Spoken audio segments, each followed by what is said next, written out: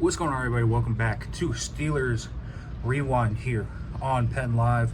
I am live in East Rutherford, New Jersey. The Pittsburgh Steelers knock off the New York Jets in what can only be described as an absolutely insane, off-the-wall, off-the-chain type of game. If you expected this type of game, more power to you. The Pittsburgh Steelers and the New York Jets.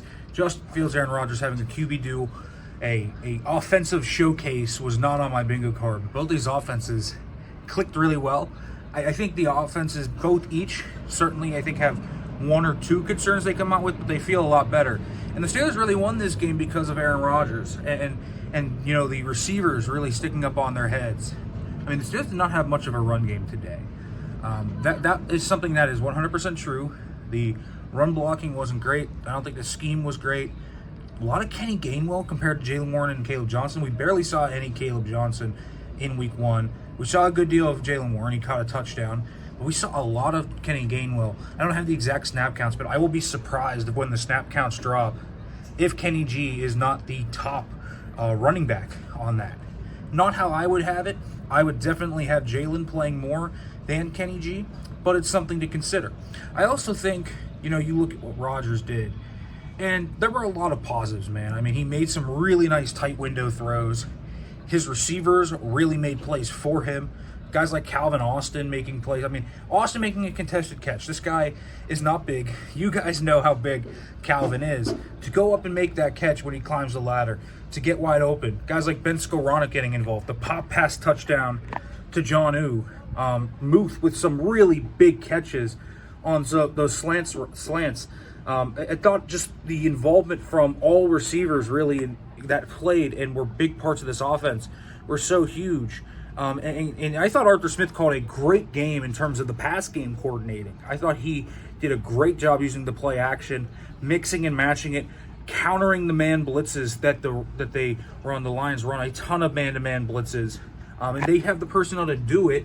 And while they have a ton of really good players up front, which we saw the Steelers struggled with, you know, guys like Will McDonald, Jermaine Johnson, Quinnen Williams, good players, but they were able to still pass the ball and utilize some max protection at times to get those guys open and get Rodgers on the move to move the pocket just a few times to where they lost some of these guys. But you really look at Broderick Jones today. I thought he struggled with Will McDonald. I thought Faltano had an up and down game. I thought he got better as the game went on. But the Steelers' offense overall, good game. Things to work on. You would like to see them run the ball more. You would like to see better performances from your bookends.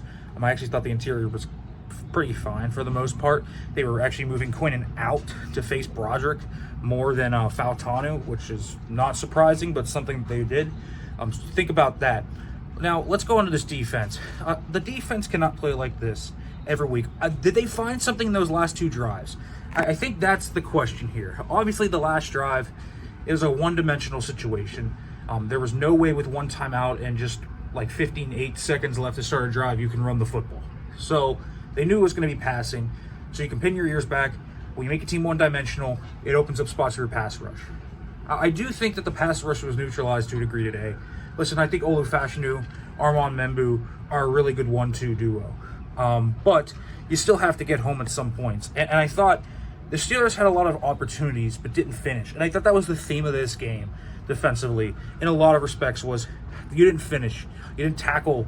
You didn't wrap the guy up. You didn't take the right angle. There were a lot of opportunities to make plays. You know, near picks, Keanu Benton for one. I know that's not necessarily something he gets opportunities at a lot, but something you would still like to see a significant amount of. They needed a big play there. They got it later with the forced fumble by Kenny Gainwell. Good for him, and good for Skowronek recovering that. But this team struggled in the trenches on both sides of the football, which I think is a reasonable concern to have going forward. They got pushed around the back. The DT depth got smoked. They focused on Benton at times on the interior. Benton as a run defender, not really my cup of tea. Think he's a really impactful pass rusher. But in terms of run defense, he's got work to do. Cam Hayward can only do so much as well. I thought Highsmith and Watt actually, outside of Watt kind of going all the way in on the bootleg, I thought that they were the two guys that kept this run defense kind of moving more than anything. And losing Deshaun Elliott really hurt. They were still running the ball with Deshaun, but losing that key piece in the box doesn't help. I think Ramsey had an awesome game. I thought Jalen Ramsey played really well. The rest of the secondary, though, I think this defense overall looked a little tentative in their reads. They looked a little slow. I think some of the offensive game planning that Tanner Engstrand, the Jets offensive coordinator, had threw them for a loop at times. They wouldn't admit it, but I think that is something that did kind of get to them. But I thought also they just kind of got mano-a-mano'd up front. And that's something that they have to work on. I do think in terms of speed, this is never going to be the fastest defense. I think guys like Slay have seen, they're not going to be fast. I think just in the secondary in general, they're not going to be a fast secondary. And if you watch the season preview, I said secondary speed, something I think I was a little concerned about. I thought you saw that show up. But they don't have to be this bad. One, they don't have to get beat this badly up front. Two, the way that they were playing in the secondary was just undisciplined. They took bad angles and then missed tackles. So if you make the tackles, you take better angles, the lack of speed will show up at times, but it doesn't have to be leaking all the time. And I also thought they did a nice job mixing up their blitz packages at the end, sending guys like Patrick Queen, getting more one-on-ones for guys like Highsmith and Watt. I just thought it was a more natural kind of way to do it. I'll have to go back and watch the film. I thought we should have seen more Y.A. Black than we did. Like a lot of Loudermilk today. Isaiah Loudermilk's fine as a depth player, but I thought Y.A. Black was more impactful when he was out there. So we'll see. They'll have to get back to it. The only other thing I have to note, Chris Boswell is just unbelievable. The Steelers have a great kicker there in Boz. They will be back home against the Seahawks next week. We will be back there as well. Make sure to like, comment, subscribe, turn the notification bell for more, everybody, and thanks for watching.